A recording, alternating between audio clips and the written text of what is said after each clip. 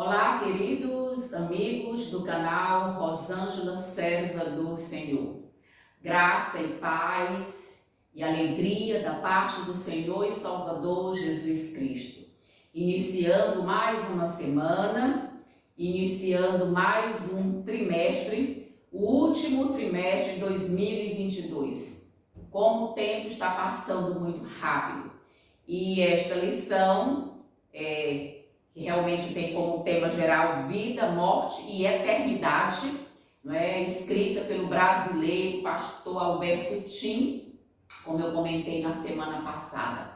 O professor, doutor, não é? Pastor Alberto Tim, ele passou muitos anos no NASP aqui do Brasil, Engenheiro Coelho, mais de 10 anos ali como professor, como também diretor do SALT. Depois ele foi para os Estados Unidos para realmente passar ali muitos anos também à frente do STAIT, não é? do Centro White, não é? Ou seja, agora americano, né? Ficou ali muitos anos e mais recentemente ele está assumindo uma função, não é? Como diretor, não é? Do grupo de estudos e pesquisas, né? Da Associação Geral. Ele já está lá nos Estados Unidos há muitos anos.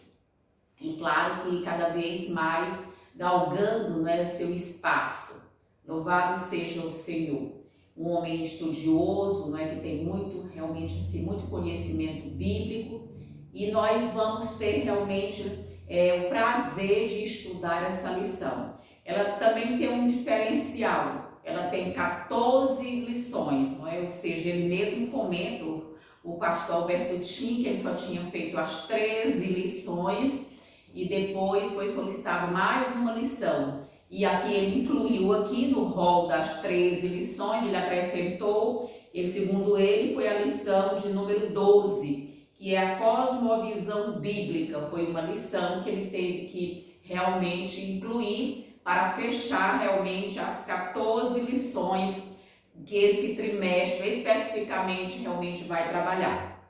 E esse tema, não é? Vida e eternidade, vida, morte e ressurreição, como é o paradigma mais correto, diz respeito à nossa 26ª crença, né? Fundamental, que nós sabemos que a igreja tem 28 crenças fundamentais, e dessa lição que trata de vida, que trata de morte e ressurreição, justamente diz respeito à crença de número 26, que é morte e ressurreição.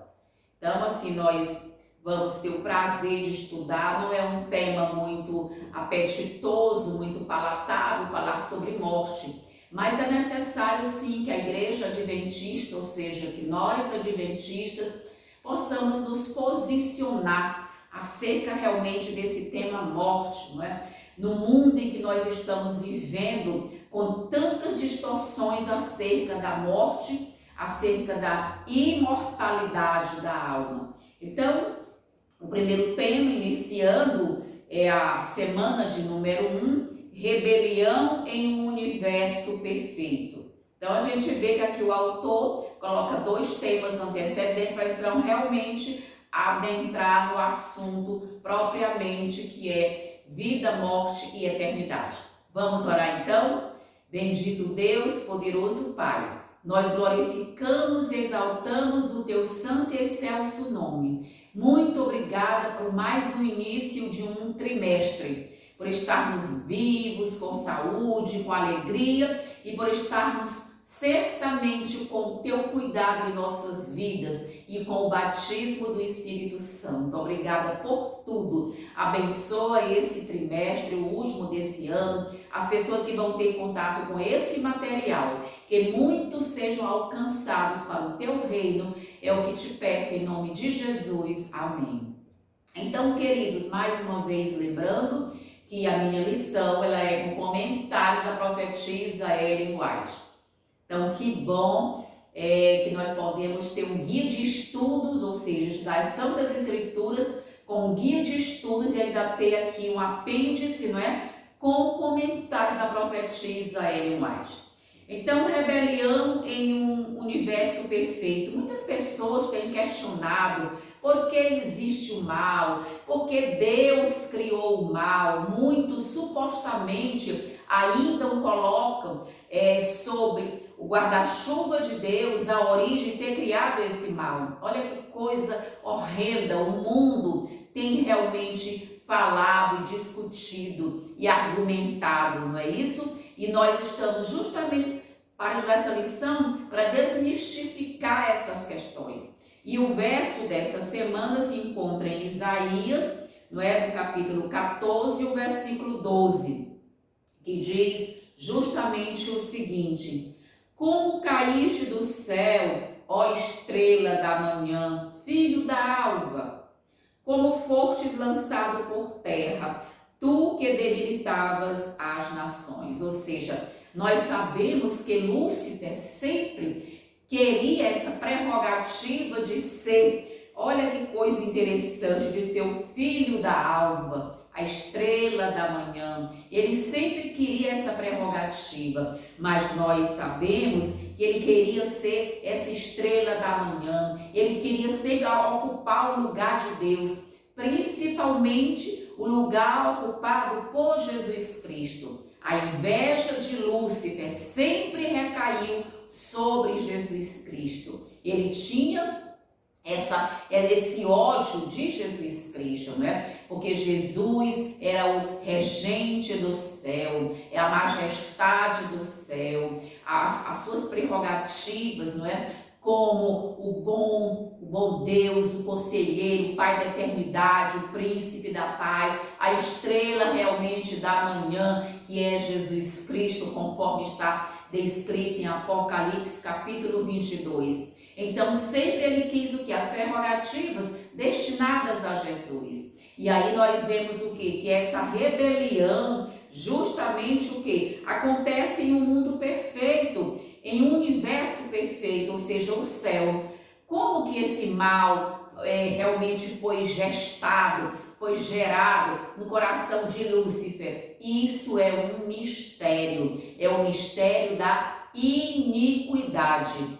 Assim como existe o mistério da piedade, ou seja, como Jesus encarnou-se e veio a esse mundo, também existe o mistério da iniquidade, que é como o mal surgiu no coração de Lúcifer.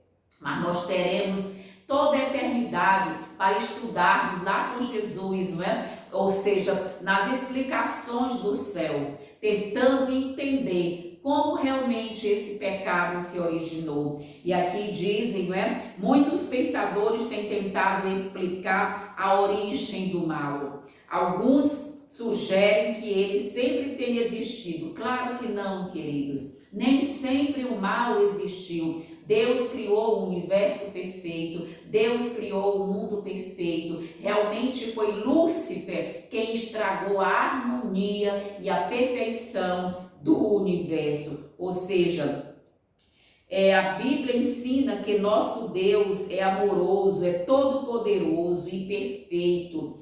Tudo o que ele faz é igualmente perfeito e que inclui, não é, a forma como o Senhor criou o nosso mundo. Como então o mal e o pecado surgiram em um mundo perfeito? Nós não sabemos. Essa é uma resposta que pertence unicamente a Deus e Ele tem respondido ao longo da existência desse planeta, ou seja, já estamos às vésperas de completar 6.000 anos de existência desse planeta Terra, e as respostas possíveis Deus já enviou por meio das Santas Escrituras. Portanto, eu convido você para compartilhar esse vídeo, para esse estudo das Santas Escrituras, para que pessoas possam ser ganhas para o reino dos céus. Queridos, na parte aqui de domingo, criação, uma expressão de amor. Queridos, Deus é amor. Tudo que Deus faz está realmente o quê? Tem como alicerce, como fundamento o amor, o seu amor, porque Deus é amor. Ou seja,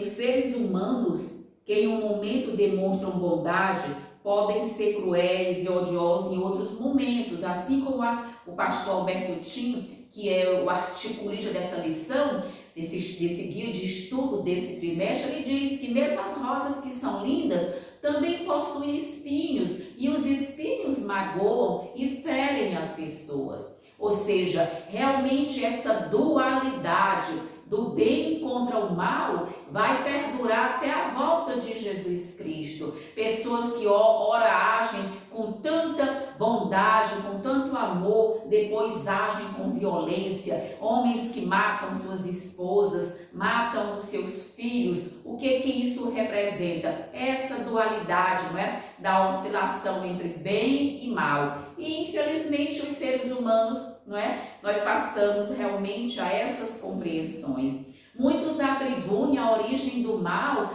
ao Gênesis, quando ali Adão e Eva, o par que Deus criou, naquele Éden perfeito, não é? Eva deu ali realmente a origem a essa questão, né, de realmente atender à serpente, que é a primeira médium. Ali nós já vemos Satanás com suas teorias, que ele foi só solidificando ao longo dos séculos. Mas nós precisamos compreender que o mal não se originou ali no Éden. O mal antecede a existência desse planeta, ou seja, o mal se originou em um mundo de perfeição no reino dos céus. O mal se originou nos céus, no coração de Lúcifer. Ou seja, nós vamos compreender justamente isso aqui. O que a certeza de que Deus é amor nos diz sobre a natureza de suas atividades criadoras.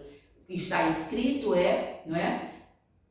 Aquele que não ama não conhece a Deus, porque Deus é amor. Queridos, Deus não tem amor, mas Deus é amor. Em sua essência, Deus é amor. E por que então que Deus criou esse planeta? Porque Deus o quê? O amor precisa se relacionar. O amor existe tanto internamente como externamente. E essa era o quê? Era a intenção de Deus. Realmente amar, realmente mostrar o seu amor, manifestar relacionamento conosco, os seus filhos criados neste planeta. Apesar de tudo, nós ainda vemos nesse planeta a manifestação do amor de Deus. E nós vamos ver o quê? O fato de que Deus é amor transmite 3 implicações, conforme aqui o autor da lição. A primeira implicação é: o amor, por sua própria natureza, não pode existir fechado em si mesmo. Ninguém ama, ou seja, numa vida unicamente sua. Ninguém ama para dentro. Nós temos que amar para fora, ou seja, amar as pessoas que estão ao nosso redor. Ele deve ser expresso. O amor de Deus é compartilhado internamente entre as 3 pessoas da divindade: Pai, Filho e Espírito Santo. Ali existe uma união perfeita, um amor perfeito, um amor equânime, ou seja, há um equilíbrio entre aquele amor, entre Pai, Filho e Espírito Santo, ou seja, essas pessoas da divindade e externamente em seu relacionamento com todas as suas criaturas, ou seja, há esse amor, não é, para conosco, Pai, Filho e Espírito Santo. A segunda questão é: tudo o que Deus faz é uma expressão de seu amor incondicional e imutável.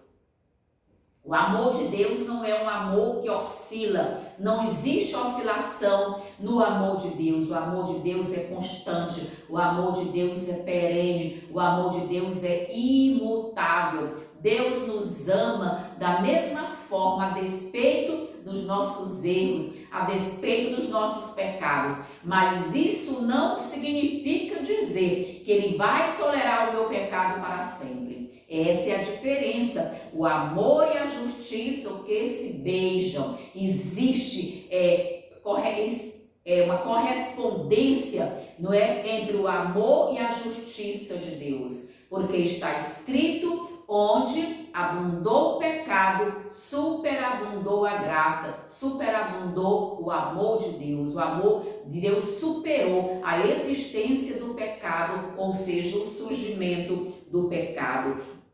O amor de Deus se expressa em sua justiça, não menos do que em a sua própria misericórdia. A justiça é o fundamento de seu trono e o fruto é desse amor. Ou seja, nós precisamos compreender que o mesmo Deus que é justiça é o mesmo Deus que é amor. E, portanto, nós precisamos aceitar Jesus como nosso Salvador pessoal, estudar as Santas Escrituras. Vejamos o que Ellen White comenta aqui. Que maravilha nós conhecermos temas tão relevantes, né, para a nossa compreensão. Ela vai dizer: somos dependentes da Bíblia quanto a um conhecimento da história primitiva de nosso mundo, ou seja, da criação do homem e de sua queda. Sendo removida a palavra de Deus, o que podemos esperar se não ser deixados o que as fábulas e conjecturas e ao enfraquecimento do intelecto? Ou seja, se nós tirarmos a Bíblia como nossa regra de fé áurea, nós vamos ficar o quê? Entregue às fábulas. Principalmente em um mundo tão moderno e pós-moderno, em que cada dia mais as filosofias estão o quê? Estão surgindo, estão se tornando cada vez mais sólidas. E ela continua dizendo: necessitamos da autêntica história da origem da Terra, da queda de Lúcifer e da chegada inesperada do pecado ao mundo. Ou seja, sem a Bíblia, seríamos confundidos por teorias falsas. A mente estaria sujeita à tirania da superstição e da falsidade.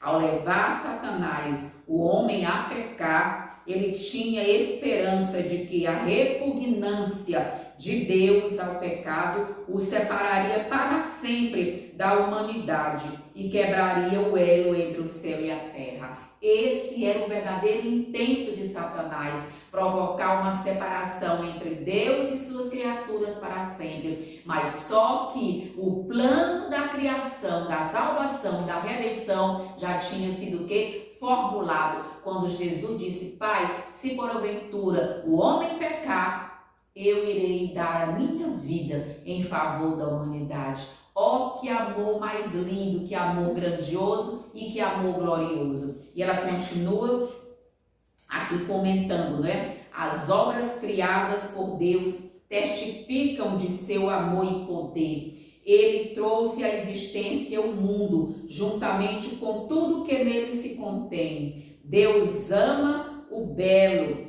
e no mundo que ele fez, que ele nos preparou, não somente nos deu tudo o que é necessário para nosso conforto, como também encheu de beleza os céus e a terra. Amém. Tudo que Deus criou foi com perfeição, com beleza, por meio do seu amor. Vemos seu amor e cuidado nos ricos campos de outono e seu sorriso no festivo raio do sol. Sua mão fez os rochedos semelhantes a castelos e as montanhas altaneiras, as elevadas árvores crescentes, a sua ordem. Ele estende sobre a terra o aveludado tapete da relva e pontilha-o de botões e flores. Que coisa maravilhosa! Que Deus que pensou em cada detalhe para nos colocar num mundo belo, perfeito, bonito,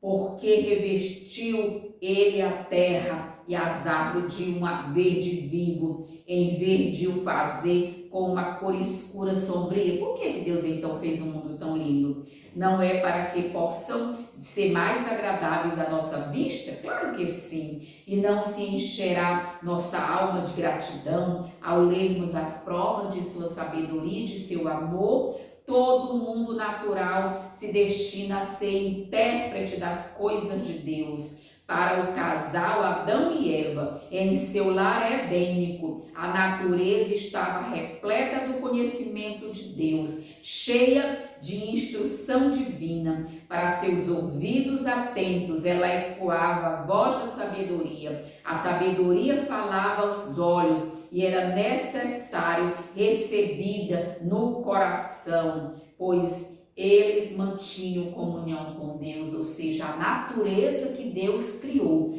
também tinha como objetivo tornar mais agudo esse amor de Deus no coração dos homens. Ou seja, os céus e a terra proclamam a glória de Deus. Havia realmente esse interesse de Deus, esse intento de Deus, em que nós, ao olharmos a natureza, pudéssemos o quê? Estar sempre olhando para as coisas de Deus, ver o amor de Deus. Aqui não existe nenhuma apologia com relação a panteísmo, não. Ali é a obra criada de Deus, a obra que representa o quê? O amor de Deus e as mãos de Deus. Na parte aqui de segunda-feira, o livre-arbítrio, a base para o amor. Queridos, não existe amor forçado, não existe uma situação em que um pai possa obrigar um filho a amá-lo, em que uma mãe possa obrigar seus filhos a amá-la. Isso não existe. Da mesma forma, é o relacionamento com Deus, é baseado na liberdade de escolha, na liberdade para amar ou não amar, porque o amor de Deus, ele é que nos alcança. Deus nos amou primeiro. E aqui nós vamos ver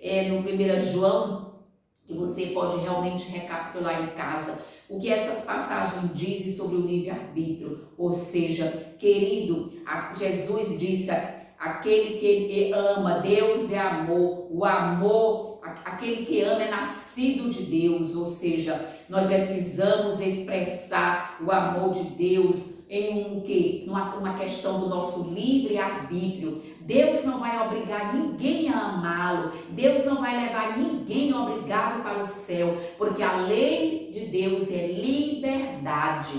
O cumprimento da lei é o amor, ou seja, o resumo dos 10 mandamentos é o amor e a base é a liberdade. Deus realmente oferece isso. A vida e o livre-arbítrio são condições indispensáveis para receber, cultivar e compartilhar o amor. Assim, nosso amoroso Deus criou os anjos, incluindo entre eles Lúcifer, ou seja, de que maneira? Como seres com liberdade de escolha, ou seja, para fazer, incluindo a possibilidade de seguir um caminho, o que? Errado. Deus criou o ser humano com essa possibilidade de seguir o caminho certo ou seguir o caminho errado. Só que tem um detalhe, Deus não deixou sem explicar qual é o caminho certo, qual é a base do caminho certo, que é Jesus Cristo, nosso Salvador, ou seja, o sangue precioso de Jesus, é o alicerce para o caminho certo para a salvação. Porque Jesus diz lá em João 14, Evangelho de João 14:6, Jesus disse: eu sou o caminho, a verdade e a vida. Ninguém vem ao Pai senão por mim. Então a vida é Jesus Cristo. E nós precisamos compreender que Ele mostra qual é o caminho certo. Mas também nós temos noção do caminho errado. E aqui é uma questão de escolha. A Bíblia, em Deuteronômio, diz: escolhe, pois, a vida. Deus nos manda escolher o caminho de vida, o caminho que é vida, que é Jesus Cristo. E aqui nós vamos compreender, Deus criou todo o universo como um ambiente perfeito e harmonioso para as suas criaturas crescerem em amor e em sabedoria.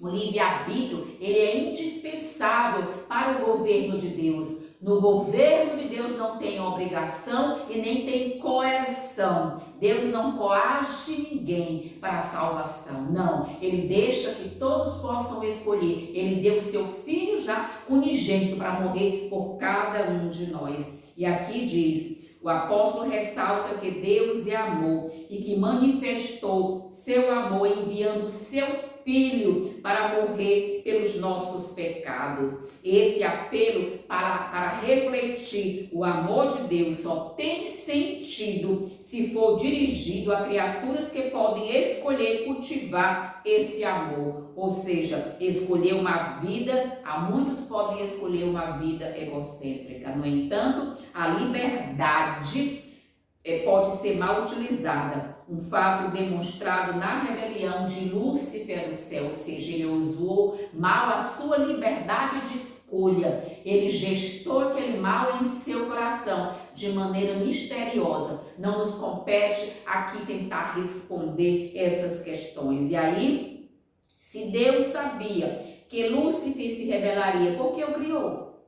Olha que pergunta interessante o autor da lição faz. A criação de Lúcifer não torna Deus responsável pela origem do mal, do pecado? Claro que não, queridos. Muitas pessoas sabem que hoje os casamentos, cerca de 50% dos casamentos terminam em divórcio. Ou seja, o primeiro casamento termina em divórcio. O segundo casamento, o que as estatísticas dizem? Que cerca de 70% dos segundos casamentos terminam em divórcio. E as estatísticas dizem que cerca de 90% dos terceiros casamentos terminam em divórcio. E as pessoas se casam, ou seja, porque eu sei dessa estatística, não vou me casar, entende? Aqui também Deus, se tinha possibilidade, mas Deus criou por amor, Deus criou o mundo por amor, porque em sua presciência, Deus sabia que existiriam pessoas como nós, que optamos servi-lo e amá-lo como nosso único e suficiente Salvador.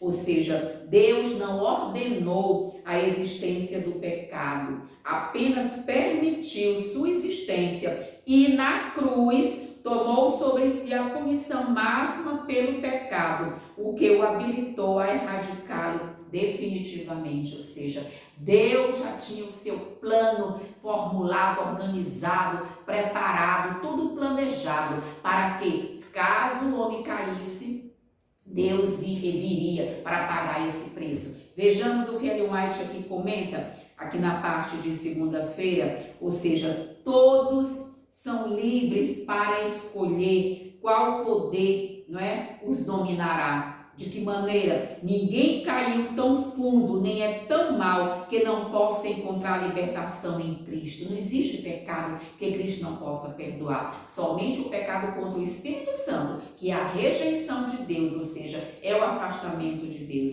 Em vez de uma oração, ou seja, em vez de uma oração, o entendimento, o endemoninhado só conseguiu proferir as palavras de Satanás, mas o mudo apelo do coração foi ouvido. Nenhum grito de uma pessoa em necessidade, embora deixe de ser expresso em palavras, ficará desatendido. Ou seja, os nossos mais íntimos recônditos de nossa alma, Deus consegue ouvir o clamor da nossa alma, do nosso coração, da nossa mente, Ele ouvirá. Os que consentirem em entrar com Deus do céu em uma aliança não serão deixados entregues ao poder de Satanás, nem às suas próprias fraquezas da sua natureza. São convidados pelo Salvador que se apoderem da força de Deus, do poder de Deus e que tenham paz em Jesus Cristo. Os espíritos das trevas combaterão pela pessoa que está sob o domínio deles, mas anjos de Deus lutarão por ela com o poder que prevalecerá. Amém. O Senhor declara: será que se pode tirar o despojo dos guerreiros, ou que os prisioneiros podem ser resgatados do poder dos violentos? Claro que sim, não é, queridos? Ou seja, enquanto éramos ainda destituídos do amor e do que nos fizesse amáveis no caráter, ou seja, Deus nos amou primeiro. Esse é o amor de Deus, essa é a certeza de Deus. Aqui na parte de terça-feira, nós vamos ver algo incrível, né, queridos? Ingratidão misteriosa. Como eu tenho pavor de pessoas ingratas, pessoas que não têm um momento de lucidez para ver o todo, mas só se detém a analisar os pontos mínimos que às vezes trazem o que? Dor, decepção, desgraça, não é isso? E se focam naqueles pontos mínimos e esquecem o todo e se tornam ingratas a Deus. Queridos, duas coisas que abominam o Senhor é o que? É o orgulho. É o orgulho e a ingratidão. Foram os dois ingredientes da vida de Lúcifer, que realmente o que? Alimentaram o seu ódio contra Deus, que alimentaram a sua rebelião contra Deus, era o que? A sua ingratidão. Ele queria ser mais, ele disse, olha, eu estou sendo injustiçado, eu posso ser mais aqui no céu, eu posso ser maior aqui no céu. Queridos, tem uma grande frase que é interessante, que nós possamos conhecer. Devemos nos preparar com o máximo que nós podemos, mas temos que esperar o mínimo. Ou seja, quem espera muito reconhecimento, às vezes, quebra a cara no linguajar, não é humano. Ou seja, se decepciona, porque nem sempre você é tratado correspondente ao seu preparo. Ou seja, vamos preparar ao máximo, ou seja, investir no estudo da Bíblia, ter conhecimento, ou seja, deixemos o nosso reconhecimento por conta de Deus, por conta do Espírito Santo. Deus é quem vai, Deus é quem sabe quem é quem na história da humanidade e na história do céu. Deus é quem vai levantar as pessoas como troféus em suas mãos e vai mostrar para todo o universo quem realmente esteve, entende? Ali edificando sobre a rocha, sobre as Santas Escrituras, sobre a rocha, que é o nosso Senhor e Salvador Jesus Cristo. Aqui nós vamos ver dois textos bíblicos que são assim fundamentais que você leia, que é Isaías, não é? Como nós já vimos aqui, Isaías trata realmente dessa rebelião, Isaías 28, aliás, Ezequiel 28, quando você lê Isaías capítulo 14, que também você entende dessa rebelião. Você pode ler Isaías capítulo 14, que você vai ver como essa rebelião, como Satanás realmente tem essa questão dentro dele, ou seja, a maneira como ele, Lúcifer, como ele tem essas prerrogativas, não é, de querer ser igual a Deus ou maior do que Deus. E aqui nós vamos ver, Lúcifer, ele era perfeito, foi criado perfeito em formosura, perfeito em sabedoria, né? Em harmonia com Deus, um anjo cobridor. Grande parte do livro de Ezequiel foi escrita numa linguagem, ou seja, simbólica, numa linguagem apocalíptica, metafórica, ou seja, muitas pessoas ali representam outras, como é o caso aqui do rei, né? Do rei de Tiro, que representa justamente Lúcifer. Ou seja, quando você vai ler aqui, você até entende que o rei de Tiro era ele em si. Claro que não. Aqui o autor tão bem explica, o pastor Alberto Tim, a maneira como a Bíblia começa tratando de um ser histórico, literal, que é o rei de Tiro, que existiu há muitos anos atrás, não é? Ou seja, que era arrogante, era orgulhoso, se sentia Deus ou um semideus, ele se achava que ele era um Deus. Então a Bíblia trata essa questão para fazer uma analogia com Lúcifer, ou seja, um paralelo com Lúcifer, uma ressonância com a pessoa de Lúcifer, orgulhosa, que queria ser Deus. E aqui nós vamos entender justamente isso, ou seja, em Ezequiel 28, o Senhor falou do rei de Tiro, ou seja, a antiga e próspera cidade portuária fenícia, né?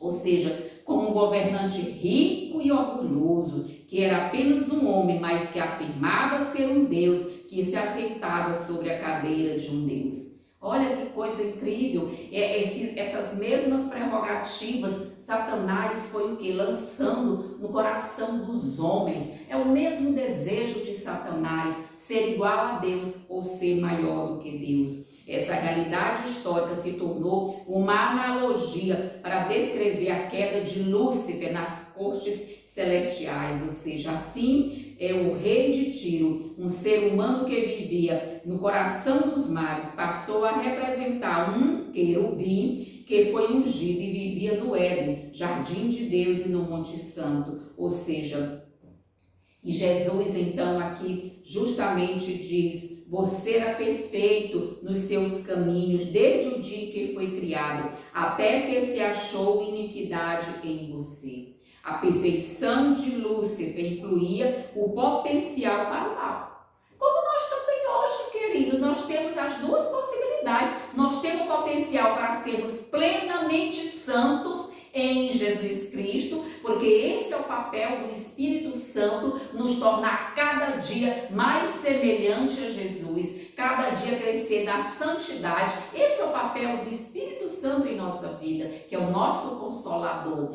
Mas também temos potencial para sermos maus, irreverentes, desobedientes, ladrões, desonestos, desamorosos. Compete o quê? A escolher que lado eu vou alimentar mais. Se eu passo mais tempo com as Santas Escrituras, lendo, cantando, orando, na presença de Deus, eu estou alimentando o lado da santidade. Mas se eu passo mais tempo com Netflix, Globoplay, novelas, músicas mundanas, ocupando a minha mente, eu estou o quê? Dando vazão ao outro lado. É assim, são dois potenciais que coexistem no ser humano, como também coexistiram no coração de Lúcifer. Potencial para o bem e potencial para o mal. E aqui tem algo interessante. Ao abusar dessa perfeição pelo mal, usando seu livre-arbítrio, corrompeu-se por se considerar mais importante do que de fato ele era.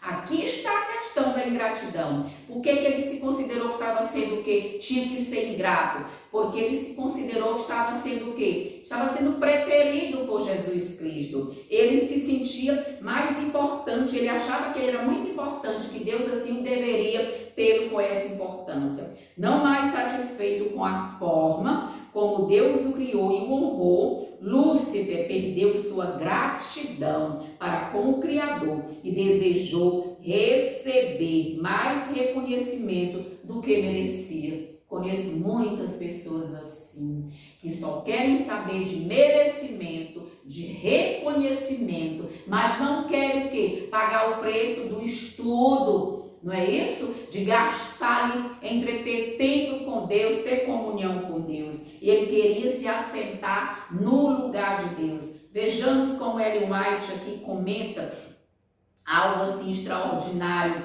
Não é isso, queridos? É impossível explicar a origem do pecado, apontando a razão de sua existência. Contudo, podemos compreender o suficiente com respeito ao surgimento e ao fim do pecado, para que a justiça e a benevolência de Deus em sua relação com o mal fiquem plenamente evidentes. Deus não é responsável de maneira nenhuma pela origem do pecado. Nada é mais claramente ensinado nas Escrituras do que isso. Ele nunca privou ninguém de sua graça, nem houve alguma deficiência em seu governo que motivasse a rebelião. O pecado é um intruso cuja presença não tem justificativa. É algo misterioso, é algo inexplicável. Justificá-lo equivale a defendê-lo. Se fosse possível encontrar uma razão para ele, um motivo para a sua existência, deixaria de ser pecado. Quando muitos querem justificar o pecado, estão defendendo o pecado. Não nos compete justificar, mas permitir o quê? Que Jesus lave a nossa vida de pecado, porque o preço já foi pago na cruz do Calvário. O pecado é a transgressão da lei. Essa é a única definição de pecado. O pecado originou-se na busca dos próprios interesses. Lúcifer, o querubim cobridor, desejou ser o primeiro no céu. Gente,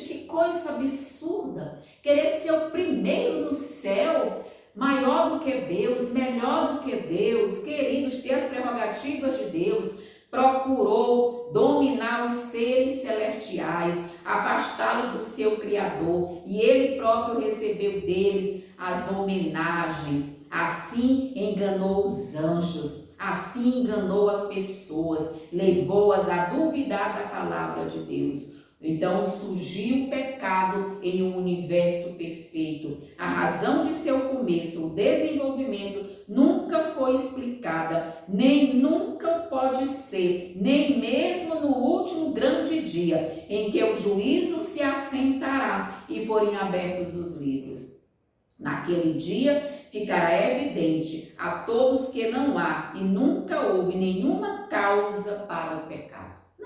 Nenhuma justificativa, nenhum motivo para o pecado. Vejamos aqui na parte de quarta-feira o preço do orgulho, ou seja, sempre essa relação, é o tema entre o bem e o mal. Aqui o autor fala de Babilônia, fala de o quê? Fala de Babel, não é? Mas fala também do Monte Sião, da Nova Jerusalém, ou seja, há dois grandes temas ou assuntos que predominam. Um é o tema de Salém, o Monte Sião, Jerusalém, a Nova Jerusalém, que representam o reino de Deus, a justiça de Deus. O outro tema é o que? É Babel, é Babilônia, confusão, rebelião contra Deus, afastamento de Deus, ou seja, que representam o domínio, a falsidade de Satanás, a rebelião de Satanás. Ou seja, Abraão, depois como Abraão foi convidado a sair de Ur dos Caldeus para ir à terra de Canaã, ou seja, nós sabemos que no fim os nossos irmãos judeus deixaram Babilônia para voltar para Jerusalém, ou seja, para Canaã. Assim também no final nós todos seremos chamados para sair, não é, desse mundo, para voltarmos à cidade de Deus, a Nova Jerusalém. Ou seja, quais são as consequências de longo alcance, né, desse orgulho de Lúcifer que ele trouxe para a terra? Ou seja, ele acusou Deus, ele trouxe separação, ele espalhou suas mentiras, não é isso, entre os anjos, ele trouxe o que? Descrença, ele trouxe um grande conflito. Foi Lúcifer quem trouxe esse conflito, não é, que vem perdurando quase 6.000 anos, só aqui na esfera do planeta Terra, porque lá nos céus Deus ainda deu muito tempo de graça para Lúcifer. Deus ainda estendeu muito lá nos céus, entende? E Deus ainda estendeu lá muito nos céus a sua graça, a sua misericórdia, o seu perdão para Lúcifer. E ele passou muitos anos, foi uma coisa abrupta que ele realmente começou a fomentar, não é isso, esse ódio em seu coração, esse pecado inesperado, essa maldade inesperada, essa rebelião sem justificativa. Deus tentou ainda salvar Lúcifer, mas Deus sabia que ele era o quê? Ele era irredutível, que ele não aceitaria o seu perdão. Portanto, o grande conflito, ele vai até a volta de Jesus. Felizmente, Jesus já é o grande vencedor dos séculos, porque Jesus derrotou Satanás do céu e o expulsou para a terra. E aqui, não é isso, ele vem para esse planeta, ele é o dragão, a antiga serpente, que se chama Diabo e Satanás, como está no livro de Apocalipse. Deus o expulsou. Não pense você que lá a luta no céu foi uma luta ideológica, nunca foi uma luta de ideias, foi uma guerra mesmo. Miguel e seus anjos, ou seja, Jesus é Miguel, ele que se levantou para expulsar Satanás dos céus. Então, nós vamos compreender justamente isso. Na Bíblia, a cidade de Babilônia representa um poder em oposição direta a Deus e ao seu reino. E o rei de Babilônia sabia que ele era aquela cabeça de ouro, mas aquela cabeça passaria, o seu reinado passaria para outros reinados sucessivos, mas ele não aceitou. Ele se levantou contra a ordem de Deus e fez toda uma estátua de ouro para que todos a adorassem. E essa estátua de ouro representou Babilônia e representa no tempo do fim um poder eclesiástico também, que vai se levantar contra os mandamentos de Deus, e nós já estamos vendo isso aos nossos dias, quando toda essa crise climática está sendo trabalhada para a implantação do decreto dominical, no intento de salvar o planeta Terra. Queridos, nós vamos ver justamente isso aqui, ou seja, simbolizando, não é isso? Desafiando a revelação divina. Ele fez essa estátua, simbolizando que esse reino duraria para sempre e que todos a adorassem. Ou seja, como no caso do rei de Tiro, o rei de Babilônia também se tornou um símbolo de Lúcifer. Ou seja, toda vez que você vê no coração de alguém orgulho, ingratidão, rebelião, revolta, rebeldia, jactância, prepotência, você pode perceber que aquela pessoa está nutrindo-se por Satanás. É ele quem está alimentando essa pessoa. Porque, por outro lado, quando você vê a pessoa em humildade, em querer ser o servo, embora tendo conhecimento, embora tendo realmente o que se preparado, mas está o que? Está realmente sabendo que virá o mínimo para si, essa pessoa, Deus está o que? Trabalhando em seu coração. Porque Jesus disse: eu vim para servir, não para ser servido. Eu vim para lavar os pés dos discípulos, eu vim dar a minha alma, eu vim mostrar o que é ser humildade. É isso que Deus quer de cada um de nós. E aí, querido, nós vamos ver que nós somos...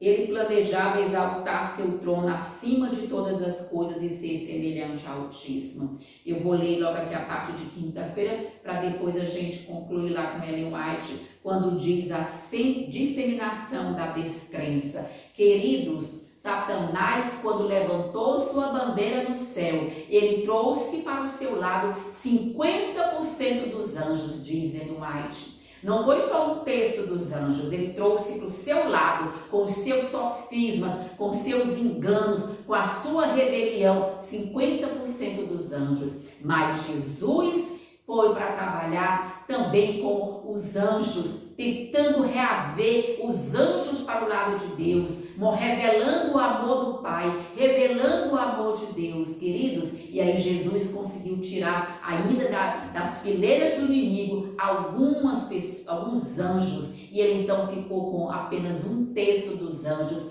que representam bilhões e bilhões de anjos. Não pense que um terço dos anjos do céu, que são poucos, é mais de bilhões e bilhões de pessoas, de seres caídos, melhor dizendo, de anjos maus. E aqui ele foi disseminando a descrença. E como hoje também eu tenho visto pessoas, mesmo em nossas fileiras, disseminando a descrença no espírito de profecia, disseminando a descrença nas santas escrituras, distorcendo as santas escrituras, trazendo dúvidas quanto à questão da divindade, das três pessoas coeternas da divindade. Com quanta a Bíblia não tem a palavra trindade, não existe realmente aqui na Bíblia, em nenhum lugar, a palavra trindade, mas existe a concepção, o conceito, a noção, que a irmã chama de divindade, três pessoas coeternas, o triuno, Deus eterno, o trio celestial. E ele disseminou a descrença, ou seja, essa batalha continua até hoje, não é isso, queridos? Quando nós lemos Apocalipse 12, 17, continua dizendo: irou-se o dragão contra a mulher que é a igreja de Deus, o povo remanescente de Deus. Não é toda a igreja de Deus que Satanás odeia, ele odeia o remanescente. Quem é o remanescente? É aqueles poucos que ainda conseguem compreender 100% as escrituras, que se colocam nas mãos de Deus dia a dia, que estão dispostos a acreditar no espírito de profecia, a despeito de serem chamados de fanáticos, digamos assim, pessoas que dizem: é fanático, não é isso? São pessoas loucas, não é isso? radicais, extremistas. Não, queridos, esse é o verdadeiro remanescente de Deus, que estão nas fileiras de Deus. E Deus vai tirar muitos de Babilônia para colocar nesse grupo desses remanescentes de Deus. Irou-se o dragão contra a mulher e foi fazer guerra com o remanescente, ou seja, com o restante, com os restos, não é? Quem são esses restos? Os que guardam os mandamentos de Deus e têm o testemunho de Jesus Cristo. E o testemunho de Jesus é o espírito de profecia. Pessoas que acreditam nos escritos, no dom profético de Ellen White. E por falar em dom profético, muitas pessoas podem até achar, não é, que realmente não está aqui no viés, ou seja, no esteio, não é, da questão. O dom profético, o dom de profecia ou o dom profético é a nossa crença de número 18, 18ª crença, é o dom profético, o dom de profecia, quando se mostra realmente que Ellen White é uma profetisa de Deus e ela recebeu esse dom que está aqui realmente nesse texto. Também aqui mostrado o testemunho de Jesus por meio de seu sangue, de seu poder, ou seja, aqui diz, nós vamos entender, a queda de Lúcifer não foi um simples choque de ideias conflitantes. Alguns pensam que foi só simples, né, choque de ideias, mas Apocalipse 12 nos diz que uma grande guerra eclodiu no céu entre Lúcifer e seus anjos de um lado e Cristo e seus anjos do outro. Lúcifer é chamado aqui o dragão, a antiga serpente, o diabo e Satanás, o acusador de nossos irmãos. E Cristo é chamado aqui como Miguel, que significa quem é como Deus, ou seja, Miguel é o nome de guerra de Jesus. Com base na alusão ao arcanjo Miguel, alguns intérpretes acreditam que se trate apenas de um ser angelical, mas não é. No livro de Daniel, cada visão principal culmina com Cristo e seu reino eterno. E nós vamos ver lá justamente a questão do Filho do Homem, Daniel 7,13, o príncipe do exército, não é isso? E nós vemos aqui no capítulo 12 que Miguel é a mesma pessoa divina, ou seja, o próprio Cristo. Ele é realmente Miguel. E nós vamos ver que Apocalipse 12 apresenta uma visão geral dessa controvérsia, né, em andamento. Começou no céu com a rebelião de Lúcifer, ela começa lá no céu, e um terço dos anjos celestiais. 2, ela culminou com a vitória decisiva, amém, de Cristo Jesus na cruz. E 3, ela ainda continua contra o povo remanescente de Deus até o fim dos tempos. E aqui tem um texto de Ellen White que explica: em sua grande misericórdia, Deus suportou Satanás por muito tempo, como eu dizia. Não é isso? Que ele não foi imediatamente expulso, não é isso? De sua posição elevada. Meu Deus, que Deus maravilhoso, ao alimentar o espírito de descontentamento, nem mesmo quando começou a apresentar as suas falsas alegações diante dos anjos fiéis. Permaneceu ainda por muito tempo no céu. Várias vezes lhe foi oferecido o perdão, a graça, a misericórdia, sob a condição de que se arrependesse e se submetesse. Não sabemos quanto tempo durou essa guerra, não é, nos domínios celestiais, mas independentemente de sua intensidade de duração, o aspecto mais importante dessa luta foi que Satanás e seus anjos não conseguiram sair vitoriosos e não mais havia lugar para eles no céu. Esse é o grande problema, queridos. Eles vieram para a terra. E vamos ver aqui como Ellen White comenta. Queridos, nós temos a alegria, a certeza que Cristo é o grande vitorioso. Cristo venceu e a vitória de Cristo também é a nossa vitória. Ou seja, essa questão do orgulho, não é? Ou seja, esta obra de oposição à lei de Deus teve seu início nas cortes do céu. Muitas vezes as pessoas, quando aquela questão do preço desse orgulho, pessoas que são muito orgulhosas, né? Pessoas que acham que ali aquele conflito entre Babilônia e Jerusalém. Queridos, muitos hoje conseguem com esse mesmo orgulho, como Ellen White aqui comenta, não é isso? Deus teve seu início a lei de Deus, ou seja, Lúcifer, o querubim cobridor. Satanás resolveu que seria o primeiro nos concílios do céu, igual a Deus, começou sua obra de rebelião, com os anjos sob seu comando, procurando difundir entre eles o espírito de descontentamento, e atuou de modo tão enganoso que muitos dos anjos foram ganhos para o seu lado, antes que seus propósitos fossem conhecidos plenamente. Mesmo os anjos leais não puderam discernir plenamente seu caráter, nem ver o rumo para o qual levava a sua obra, havendo Satanás tido êxito em ganhar muitos anjos para o seu lado, levou a Deus a sua causa, afirmando que era desejo dos anjos que ele ocupasse a posição mantida por Cristo. Meu Deus, o mal continuou a agir, até que o espírito de descontentamento, queridos, maturou em ativa revolta. Então houve guerra no céu, e Satanás, com todos os que com ele simpatizaram, foi expulso.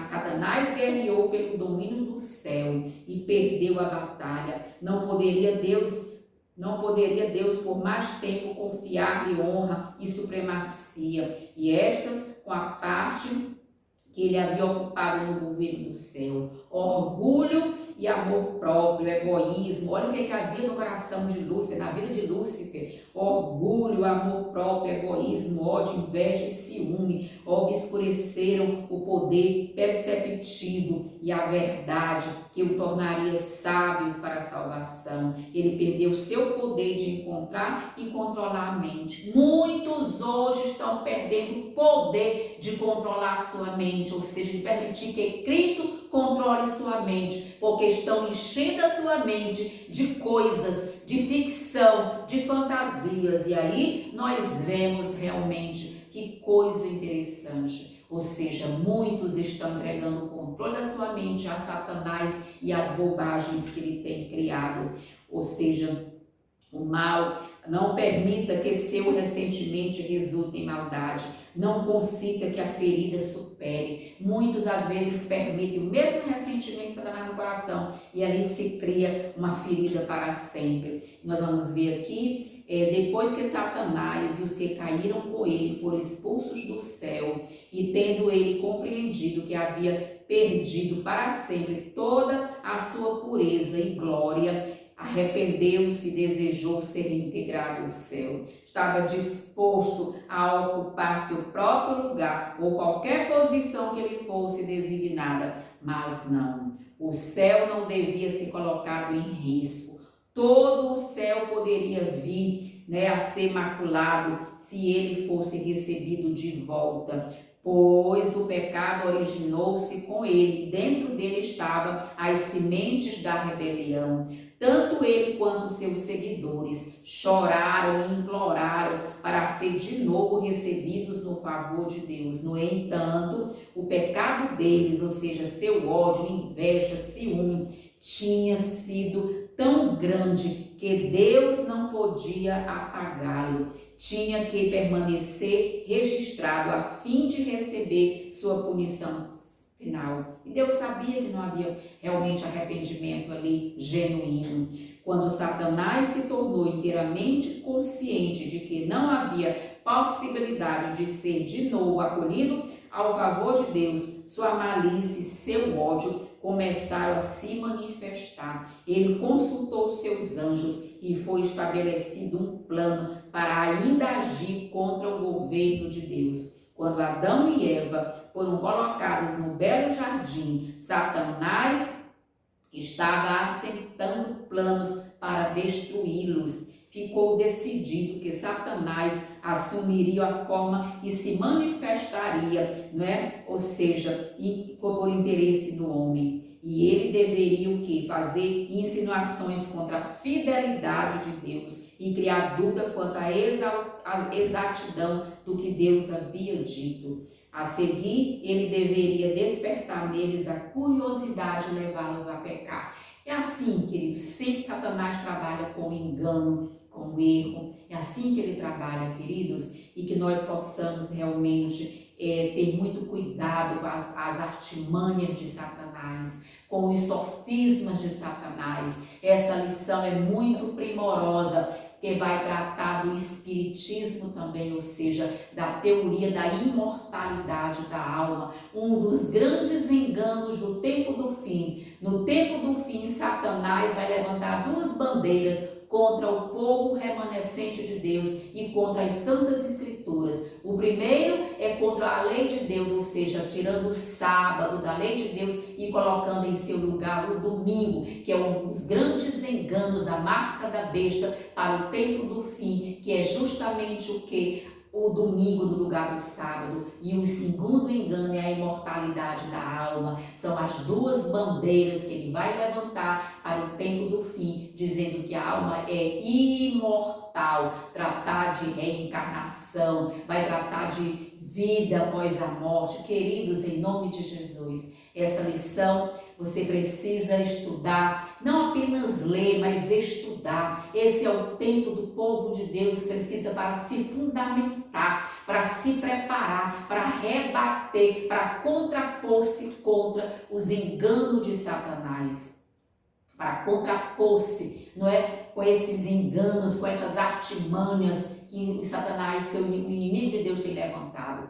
Então, que Deus possa realmente nos dar um ótimo trimestre. Compartilhe esse vídeo, se inscreva em nosso canal, deixe seus comentários. Vamos ajudar esse aqui é um trabalho missionário. Assim como Satanás disseminou a descrença em Deus, nós temos que disseminar a crença de Deus, sendo missionários do reino de Deus. E você, quando envia esse vídeo para outras pessoas, você está agindo como missionário no reino de Deus. Deixe o restante com o Espírito Santo, que é ele quem convence do pecado, da justiça e do juízo. Então, que Deus nos abençoe, que Deus nos guarde. Em nome de Jesus. Amém.